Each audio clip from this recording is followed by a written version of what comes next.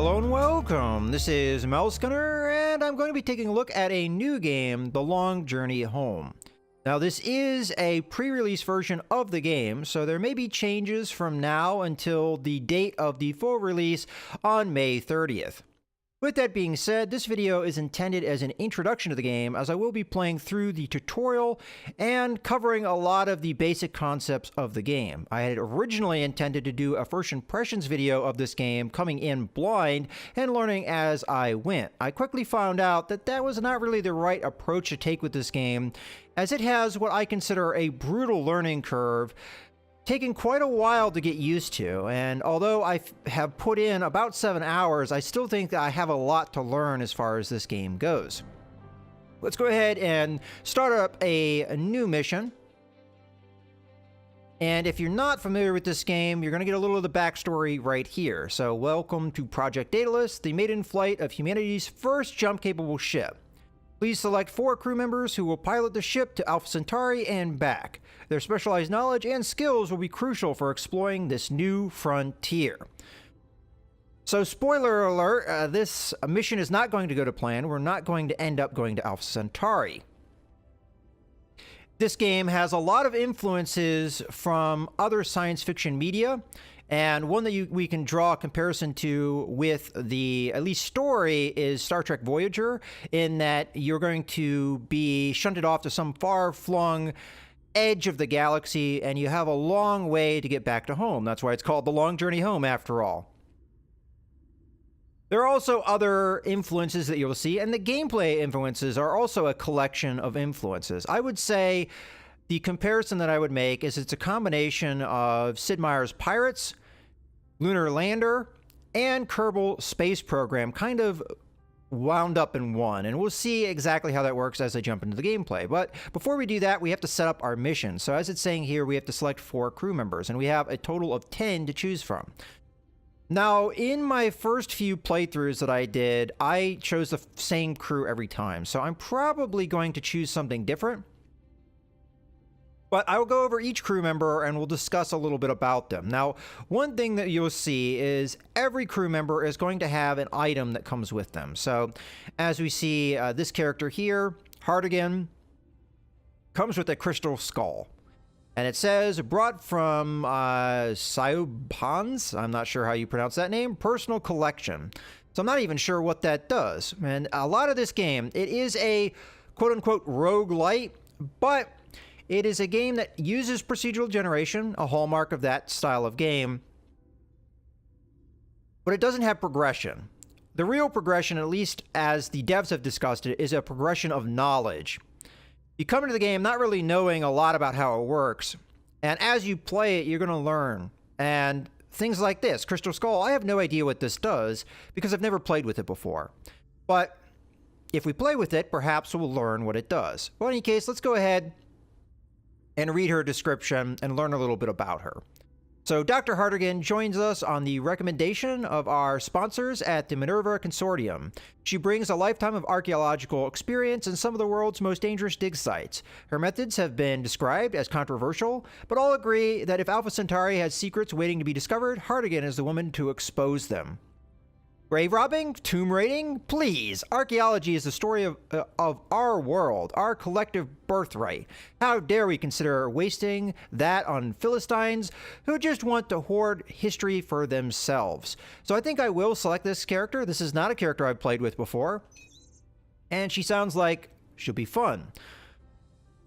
So what is some insight that we got into her character? Well, I didn't really notice anything necessarily negative about her character. With some of these characters, we'll see that. But she looks like she might have a useful set of skills for us when we're exploring space, mainly and taking a look at things that we may find on planets. Our next crew member here is a test pilot, Malcolm Winters. He is going to come with basic replating, a major lander repair, Test pilot Malcolm Winters is on loan to us from the United States Air Force, assisting our engineers on lander designs. He disapproves of humanity's current quest to reach the stars, feeling that we are not yet ready to face what may be out there. Despite this, his presence is recommended for more challenging terrain or mission-critical operations. With his help, civilian training times have been reduced to just 3 weeks, allowing every prospective member of the mission to handle over 80% of the predicted galactic terrain types. We're opening Pandora's box just being out there. God, I hope we can close it again. So here we actually do see some negative elements of his personality in particular. He really doesn't like the idea of space travel. So we're assigning someone to our mission that is not really keen on the idea. So that could have effects on how the mission goes forward. I am going to select him though, because I think having a test pilot would be important. I think a character that I would use as an alternate to him is Kirsten Barrasso as an astronaut, and we'll go over her in a little bit. That is a character I've used in the past, which is why I'm using Malcolm Winters as an alternate. And we have Alessandra Iacovelli. Dr. Alessandra is the head of the IASA engineering corps responsible for the Gnosis drive, the impulse engine that has made round trips to Mars a matter of days rather than weeks. Unlike most candidates, she has no desire to even set foot aboard the ship. Her recent concerns involving the jump drive's magnetic subspace navigation have, however, convinced IASA that if the worst does happen, the best should be on hand to fix it. I'm sure it's fine, really. We'd be looking at unprecedented gravitational forces. The odds are astronomical, but then isn't everything in space? Now I'm going to select this character because they are an engineer, which I think would be very useful to the mission, but this is a character I have used. So this is going to be the only character I use that I think I have any familiarity with. Well, I know I have familiarity with. All right, now we're going to have someone that's another specialist in science fields. Oh, and Alessandra comes with a toolbox. So this is personal equipment for repairing devices. Okay, so we have Ash Malhorta. Dr. Ashwin Ash Malhorta claims to have been nominated by our botanical team through the strategic use of direct, quote, my guitar and particularly annoying tune I kept singing at them until they surrendered. We have not dared investigate. In any event, Malhorta's skill with terrestrial and plant life from Mars and Europa make him an ideal handler of any botanical discoveries we may find on Alpha Centauri or beyond. I told my husband that IASA was thinking of shooting me into space. Never seen him so happy. Okay, well, he's a botanist. Seems to be a little bit of a loose cannon. Now, we already have two characters that really don't like the idea of the mission we're doing. She doesn't want to be here, and he doesn't really like the idea of space travel in the first place. Let's move on to other characters, read their descriptions. We'll figure out our final character after we go through some of the others. So, Benoit Verdier is a theoretical physicist. Benoit Verdier, doctorates omitted for reasons of space. Shot to attention as one of the world's youngest fields medal recipients. Despite, or perhaps directly related to a reputation for being difficult to work with, he spent the next decade moving between prestigious posts, before finding a home working with Professor Lebedev, a rare mind he respects.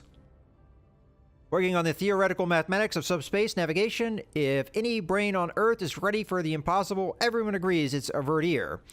Quietly, they joke that he may even find his own people out there. The universe is mathematics, and I am their master. All right, so his thing is white pill. Marked for Benoit's use only. Signed by Dr. B. Verdier. Is that, I'm guessing, a pain pill? Interesting. All right, so again, a little bit of somebody, not a loose cannon, just somebody that is not a people person. Okay, finally we have Kirsten Barrasso, somebody I mentioned a little bit earlier. This is an astronaut. Few in human history have spent more time in space than Kirsten Barrasso. Following her second tour aboard the ISS-2, IASA brought her on as a consultant during the ship construction phase. Her first-hand guidance on living in space for extended periods has been invaluable to the Daedalus engineering team, as they prepare for both the test flight and the extended 16-man operations due to follow. A recent cancer diagnosis has disqualified her from consideration for those. She has, however, been cleared for one last trip, pending medical approval. Give me stars instead of skies any day. I'll take any chance to get back where I belong. So here, this is not a morale, personality, whatever negative. It's a physical one. So she's been diagnosed with cancer. She's been cleared for this last mission, but for no others. And that physical ailment may come back to affect the mission. So that is something to keep in mind with this character. This is a character I have played with, though, which is why I will not select her. Nikolai Lebedev. Few have contributed more to our century than Professor Lebedev. Oh, I guess I should talk about some of these guys' special things. Ash's pet plant. We have major hull repair, so harmonic replating. And then finally, we have Lebedev.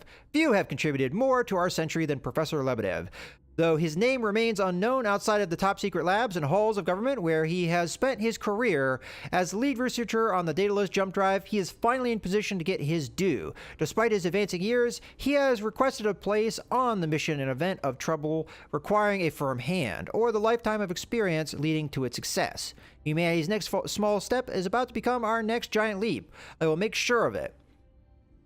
So this character is advanced in years, and this is another character that I selected for my original mission, so I will be overlooking him this time, but his thing is a critter repellent, which protects you from small plant-side creatures. Okay, let's move on to Miriam Wagner. Mission planner. Miriam originally joined IASA as an applied physicist, working on semiconductor technologies that became a part of our standard scanner array. Recently, however, she took the lead on our Spaces for Everybody campaign, fearing a future where only scientists still looked up at the stars. She has spent much of her time trying to encourage more to join IASA's mission and to make it a place to share the dream. Earth will always be our mother, but children must leave the nest. We will not truly grow up until we prove we can make our own way in the universe. So no obvious personality or physical maladies that this character has. They come with a distress beacon, which calls for help. Now, I have selected this character in previous missions, so again, this is someone I will overlook. So these three characters I will definitely not be selecting. Okay, we have Simon Castillo, a corporate executive. Mr. Castillo is Vice President of Commercial Development for the mining group, IASA's largest private sector partner, and the second largest corporation of the Sol system. Their money financed the research and construction of the Daedalus test ship. Mr. Castillo has decided that he should be personally, there seems to be some word missing there. All right, anyway, he should be personally to see what billions of dollars buys in this new space age, as well as organize any immediate exploration of assets. I don't do sound bites. Call my assistant. All right, well, that guy just seems like maybe a pain in the ass, but he does have a salvage kit, everything a scavenger needs to harvest wrecks and ruins. Finally, we have Zoe Creed, civilian observer. Australian student Zoe Creed began writing about her love of space at the age of 16. 7 years later, her Zoetrope website boasts one of the largest young scientist communities on the internet. Since last April, she has been acting as the Daedalus Project's embedded reporter, producing daily blogs and videos. Their online success led to IASA inviting her to join the mission as video chronicler of the test flight. Told my professor I might have to put my PhD on hold. When I explained, he said if I didn't, he'd drag me here by my hair, and since I just gotten it the right shade. Okay, so this character has Zoe's laptop, the heart of the Zoetrope blogging empire. Alright, so as far as our mission goes, we do technically have a scientist and the archaeologist, although it's going to be a very focused scientist. I took Lebedev in the past because I felt like with the researcher background, he's a little bit more general and can apply his knowledge to more areas of expertise. Botanist seems to be, again, pretty focused. Theoretical physicist, perhaps focused. So really, we have 3 possibilities for our science field, and I feel like, yeah, we have one that could possibly apply as a scientist. We don't really have anybody as an obvious leader unless we make our test pilot or our engineer our leader. So we could take the corporate executive as our leader of this mission. And, you know, honestly, I could see a reason to take Zoe just for role-playing elements. I mean, this is supposed to be a test flight that's supposed to just go there and back, so I could see why you would want that PR person there. I think for this mission, I'm going to go with the corporate executive, even though I think that he's probably an asshole. Just to see, you know, we're going to give somebody the role of being the leader of this group. Okay, and also the salvage kit is pretty useful. All right, the next thing we're going to need to choose is our ship. So you have 3 ship types to choose from: the ISS Ulysses, the ISS Endurance, and the ISS Discovery. Now, the main differences between these are going to be the stats. So the first few things we see there with the squares are going to be the stats, and then we have modules. You'll note that the modules are the same between the 3 different ships, so there's not going to be any difference there. Mostly it's just going to be the stats. So the Ulysses is your more general ship. Hull strength, fuel tank are higher up. Max jump range is somewhere in the middle, as well as the exotic matter tank. Maneuverability is a little on the high end, as well as device slots, and then cargo space is relatively high. If we go over to the endurance, we trade jump range, maneuverability, and device slots for hull strength, fuel tank, exotic matter tank, and cargo space. So mostly, this ship is a cargo heavy, a lot of storage, and hull strength, you know, in spades, more or less. This is what that ship is all about. So big and heavy. The ISS Discovery is pretty much the opposite. So you trade hull strength, fuel tank, and exotic matter tank sizes for max jump range, maneuverability, and device slots. And we can see cargo space also goes down dramatically. I have taken the ISS Ulysses out in the past. And as much as I would be curious to take out one of the other ships, I could see reasons for taking either one out. I think I'm going to just stick with Ulysses, though, because I'm still, in my opinion, learning the game. We can change the colors of the ship if we so choose.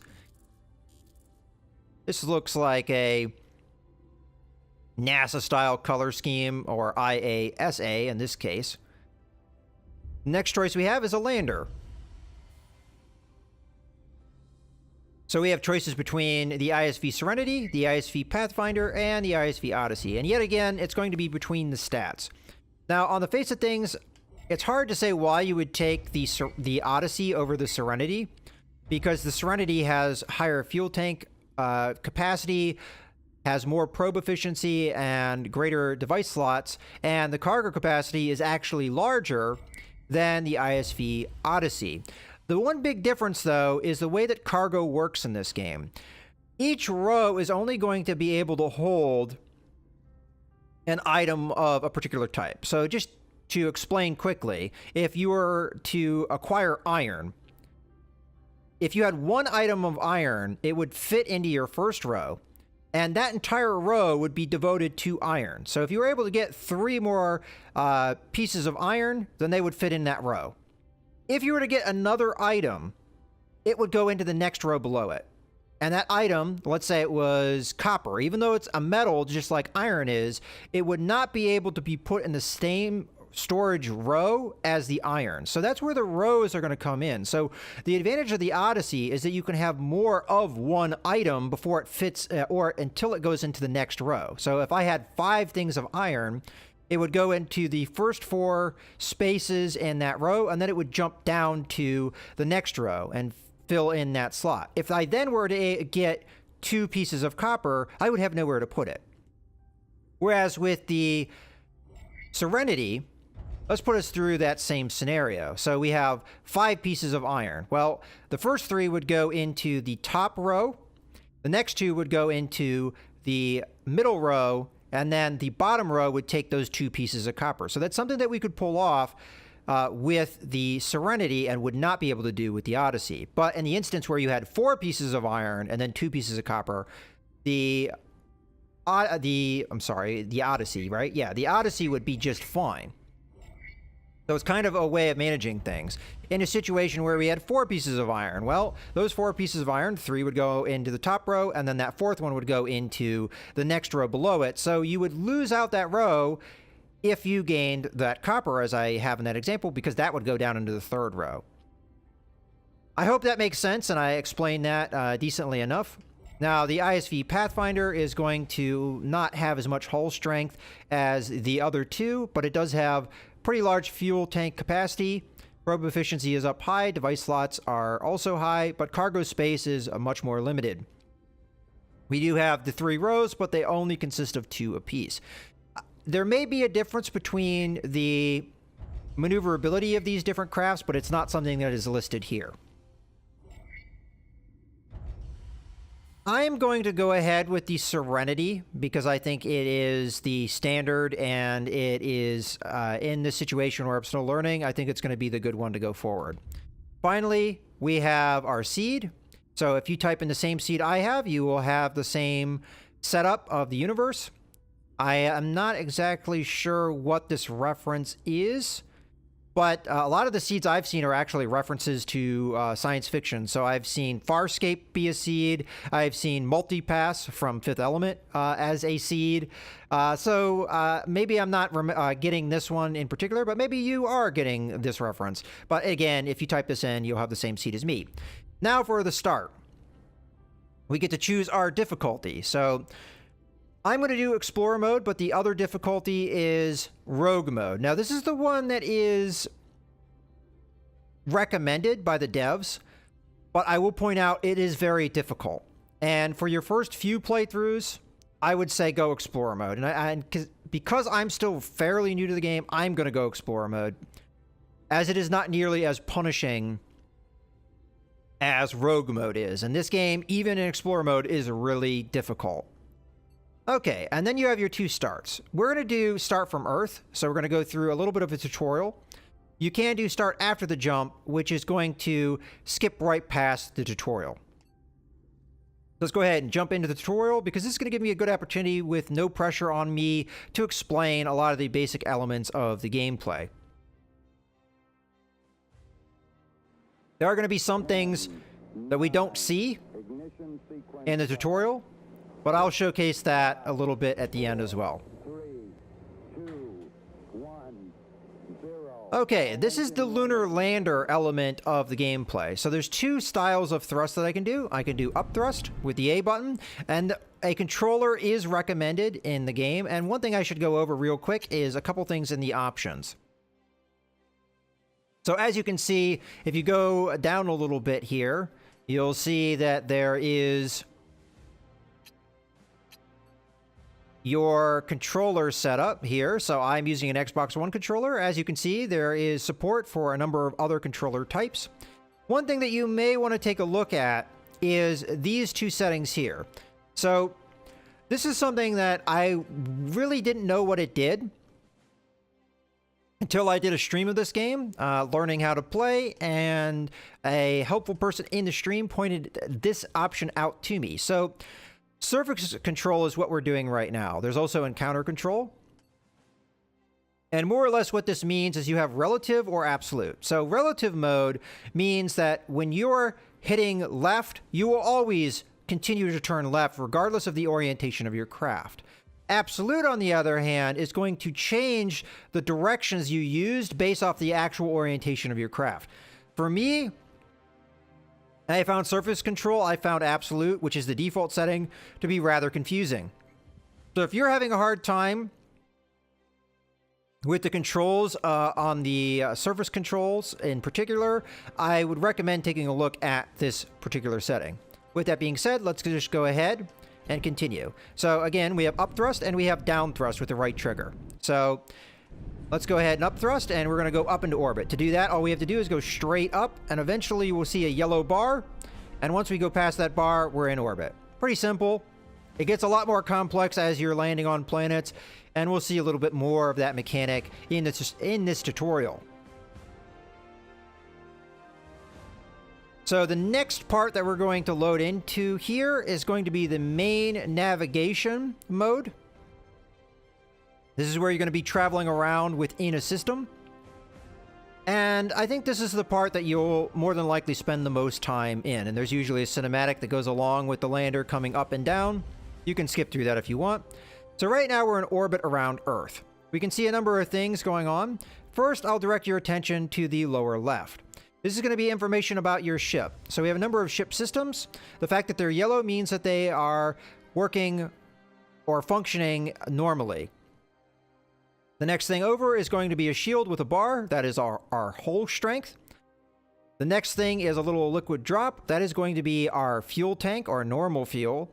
And then to the right of that, we have 2 arrows. That is your exotic matter tank, as was mentioned in the ship stats. This is going to be your jump fuel. You'll see 3 circles. Right now they're red because the tank is empty. And those 3 circles are going to denote how many jumps we can do. So with a full tank, we'll be able to do 3 jumps without having to refuel. To the right of that, we see the status of our crew. Right now, they're in yellow, indicating that they are normal status. As they take effects, they will change color. If we look in the top right, we see some information about the planet we're orbiting. So we're at Earth, mission forecast harmless. So if we were to land, which we can't do in this tutorial, but if we were to land, there's not likely to be anything that would cause us too much danger in landing and doing any missions. We also have a number of surface conditions, so surface type, gravity, temperature, convection, atmosphere, hazards, life forms, structures, so on. Below that, we get an indication of what resources we would find on this planet if we were to go and land on it. So we see iron and hydrogen. We also have some information about our lander. If I hit the Y button, we'll see a map of the system we're in right now. And right now, one of the planets in that system is being highlighted with a red circle. This is indicating where our objective is. Our objective is to fly to Mars. We'll take a look at the objective a little bit in the future, but it is also in the top left. If I hit the Y button again, we see some more information about the system we're in. So we're in the Sol system. We see what kind of type of star we have in the system. And we also see all the different planetary bodies. And we get an idea overall what we can find in the system. So we can find iron, copper, and hydrogen amongst the different planets in the system. All right, now let's direct our attention to the top left. So this is our current objective, a brief stop on Mars. We need to visit the Schiaparelli, I'm sure I mispronounced that, mining colony on Mars to collect the exotic matter for the jump. Fly to Mars, marked on the minimap, enter orbit, and land. If I hit the menu button, we'll see a number of tabs. The first tab is the lab tab. This is where you're going to have a number of consumable items. So each of the crew brought their own item. We'll find all of those here. And also the characters will give us a little bit of information about them at times. We'll go over this in more detail a little bit later once we get to Mars. We go over the quarters. This is where we can assign who our lander pilot is. So it just automatically assigned Alessandra as our lander pilot. We're going to make Malcolm our lander pilot, as he is our pilot. That makes perfect sense. Moving on, we have the resource screen. Again, we'll see this in a little bit more detail later on in the game. As a matter of fact, I don't think we'll cover it too much in this video because that will happen after the tutorial itself. But these are our cargo hold, and as I was mentioning earlier with the resources, so right now hydrogen is taking up our top row in our ship cargo, and you'll see that that row is colored blue, as there are 3 types of resources. There's gas, which is colored blue, there is metals, which is colored gray, and there is exotic materials, which are colored green. Now, each of these are going to be used for different systems or to replenish different systems. So the gas is going to be used to replenish your normal fuel. The exotic materials are going to be used to replenish your exotic material tank, pretty much your jump capacity. And the metals are going to be used to repair either your ship hull or the lander hull. Moving on, we have our lander. This is going to give us an idea of the status of our lander. So we have lander hull at 100% and the different modules that are in it. These can take damage, and one thing that you should keep in mind is you can destroy modules. I assume this is so that you can clear out a slot so you can use it. Just be careful not to hit the A button on this, as you will destroy it, and there will be no prompt asking for confirmation. Something that probably should be added into the game. Moving on, we have the bridge, and we're going to see more or less the same kind of interface here. So we have the ship hull, fuel tank, exotic matter tank, which is currently empty, which is why it's red. Ship engine, these are the modules: ship engine, resource processing, ship scanner, and mining laser. Again, I could destroy the mining laser if I so chose. Moving on, we have our database. This is where we're going to find any objectives we may have, and there will be more entries entered in here as we actually get into the mission. Finally, we have the comms. Comms is going to come up when you actually are communicating with things, and again, we'll see that in a little bit here once we get to Mars. Okay, that's pretty much everything explained as far as the main menus. Let's go ahead and navigate. So to navigate, I'm going to need to leave orbit. To do so, I just have to hit the A button. This is where you're going to have your little bit of Kerbal Space Program, because gravity wells are a big part of this game. So as I hit the A button, we'll immediately enter orbit or leave orbit, and we can see a little trail in front of me. Now this trail in front of me, this is my ship, and you can see the orientation of my ship as I move it around. I thrust by pressing the A button, and this is going to alter my trajectory. If I want to alter it much more drastically, I can use boost. This is going to be much quicker, but it's going to expend fuel much faster. The length of the arrow is going to indicate how fast I am moving, and the direction is where the direction of that movement is going, or momentum. Gravity wells will impart an effect on this, so you can see the line is starting to curve towards the right and down as we progress. Well, that is the gravity well of the star that we're in, the star system. So if I want to get into orbit, I'm going to need to thrust around here a little bit, and we can see my trail. And I'm going to need to do two things. First, slow down a little bit. And then secondly, we're going to lock in our autopilot by holding in the left trigger.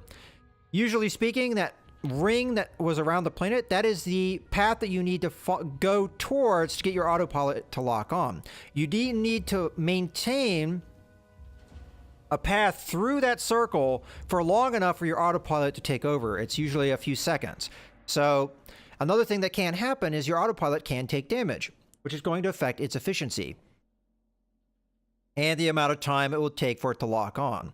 So you just have to take that into account. Now, in this mode, in the Explorer mode, I think it's a little bit more forgiving. In the Rogue mode, you have to be a little bit more on with your navigation and get your orbit a little bit better and maintain that orbit a little bit better. I think with the Explorer mode, it gives you a little bit of forgiveness. Once you hit that autopilot, it kind of brings your orbit in. It does. I don't recall it doing that in the Rogue mode. Okay, so we have some new information here with Mars. We can look it over. The main thing that we're going to want to do is go down to the landing, the base here. So to do that, we're just going to hit the X button to land. And this is going to bring us right back into the lunar lander mode.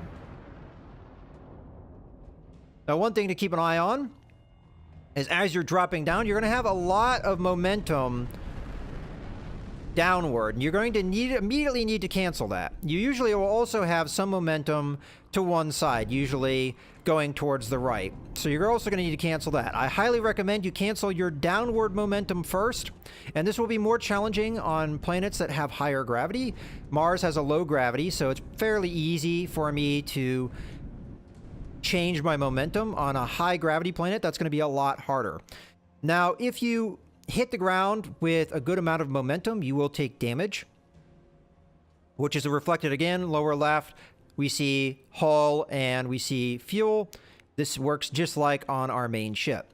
So now I'm going to press the Y button to visit the station, and the station is this little red half circle that we see on the map there. Other resources will be indicated by arrows of the appropriate color. So gray is going to denote a metal, green is going to denote a exotic resource, and blue is going to denote a gas. Okay, let's go ahead and visit. Now we're in comms mode, or the comms view. Sky Pirelli, a flight control to lander. Welcome to Mars. IASA, got your freshly brewed antimatter right here, ready for transfer. So we're going to get a big EM tank. Transfer complete. IASA, wait a sec. Yeah, I got another present for you. The boss wants you to test out our new prototype shield generator while you're out there. Shouldn't have any trouble fitting it. At least it'll protect against energy bursts. Safe travels, bring us back a souvenir. Sky Pirelli out. Okay, so now we have a new objective. Let's go back into orbit. So again, just go straight up until you hit the bar.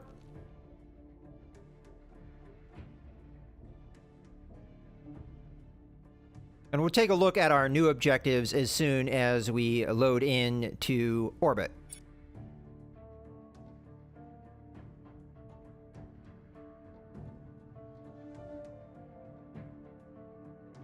Now, one thing to keep in mind when you're in orbit, your orbit will be stable. As soon as you leave orbit, you will lose that stable orbit. So you have to immediately exit orbit, or eventually your orbit will degrade until you crash into the planet. Now, crashing into any body, planets or stars, will not immediately kill you. Instead, you'll take some damage and you'll skip off, and it will relocate you somewhere outside of the body, depending on your trajectory and the direction that you came in. Well, I guess trajectory covers that. All right, let's go ahead and go to our ship menu and go to the database, see our new objectives. We need to return to orbit, put the antimatter into the star drive, and install the shield. So we need to open the ship menu, go into the laboratory, select your new shield, and choose a crew member to install it. Select the EM tank in the laboratory and choose a crew member to fuel the jump drive. So let's go over to the lab. There is some information here that I haven't yet covered, and we'll cover that now. So the first thing we're going to see here is an option to install the shield. And we can do this with any of our crew members, but only that crew member that we choose will do it. Now, if we look, each of these crew members is giving us an indicator of their expertise at that, or how they feel about doing that particular task. So first, our archaeologist says, as long as we've got a manual to work from with pictures. Yeah, I think I can get this working. Give it to your friendly neighborhood grease monkey, our engineer says. And then finally, oh, good grief, I just plug it in, yes?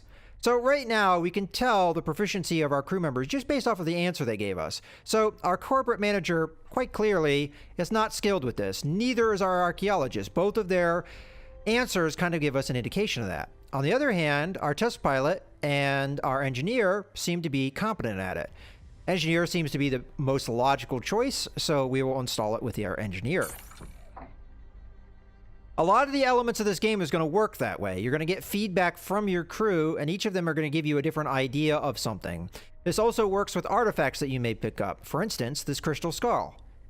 Not something I can use, but we can see there is a number of opinions about it. So, oh, this old thing? Don't mind me, just keeping it safe for a couple of governments. Couldn't live without that thing, huh? And to think, I merely brought tools. Well, that is okay. Kindly keep your personal belongings in your lockers and storage space. So they each have an opinion of it. We'll see that a lot with any artifacts that we get. They'll all have their own opinion of it, and their opinion could give us hints, and sometimes we may have choices of how to treat a particular item. And each crew member is going to have their own opinion on that, and we have to choose which of those opinions is the route we're going to go. So that's where choosing your crew before the mission is really important, and a lot of the replayability element of this game. Not only is it going to be procedurally generated, so the seed that you load into is going to be different every time, you're also going to have different crew members that are going to react to different situations differently.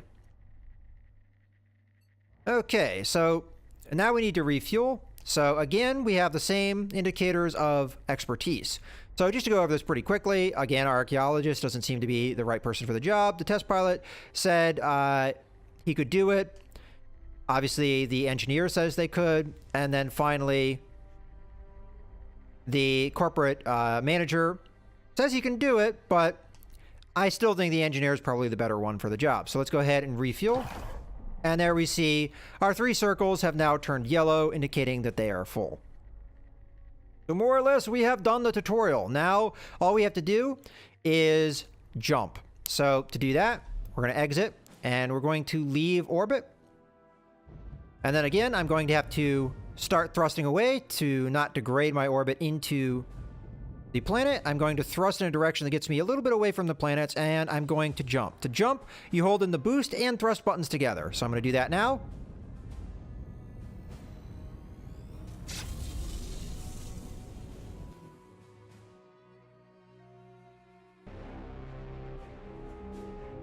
And this is where I believe you would start if you skipped over that tutorial, at this point.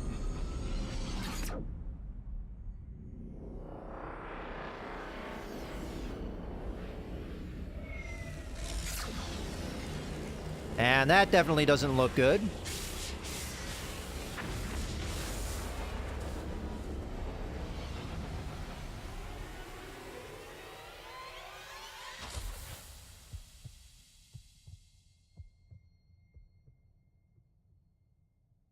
All right, and this is going to be our distance from Earth.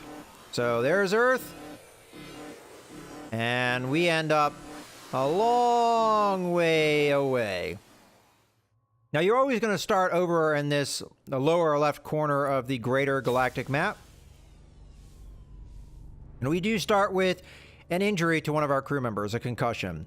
Now, in the rogue mode difficulty, you will have more consequences for that jump. You'll have more injuries, and you will have some more system damage. We can see a little bit of hull damage and a little bit of fuel consumed. That will be more drastic in the rogue mode. And now that we've come into the actual game itself, I think I'm going to go ahead and put a cut in the video here, and we'll pick this up in the next video. So I hope you guys have enjoyed. This is Mouse Gunner, signing out.